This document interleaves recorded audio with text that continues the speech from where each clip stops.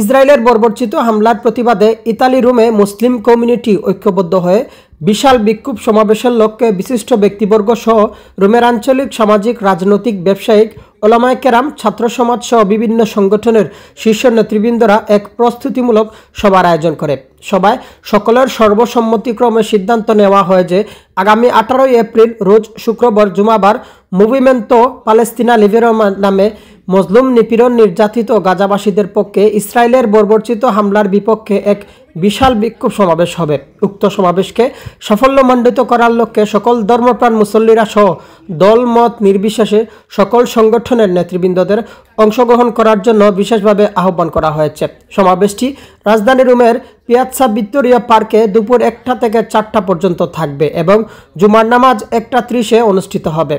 সভা থেকে জানানো হয় যে সমাবেশটির আমন্ত্রণে রয়েছেন মুভিমেন্টো পালেস্তিনা লিবেরো, সার্বিক সহযোগিতায় রয়েছেন সকল মসজিদ, ইলেকট্রনিক্স, প্রিন্ট মিডিয়ার ব্যক্তিবর্গ, রাজনৈতিক, সামাজিক ও ব্যবসায়ী সংগঠন সহ স্থানীয় গণ্যমান্য বিশিষ্ট ব্যক্তিবর্গ। এছাড়াও আগামীকাল 17 এপ্রিল রোমের ছাত্র সমাজের আয়োজনে পিয়াৎসা রোবের্তো মালাতেস্তা আরেকটি সমাবেশ বিকাল 3টা থেকে শুরু হবে। এতে সকল ধর্মপ্রাণ মুসলিমদের অংশগ্রহণ করার জন্য আহ্বান জানিয়েছেন সাংবাদিক মিনহাজ হোসেন। ইতালির রোম থেকে মিনহাজ হোসেন, দ্বীপ টিভি।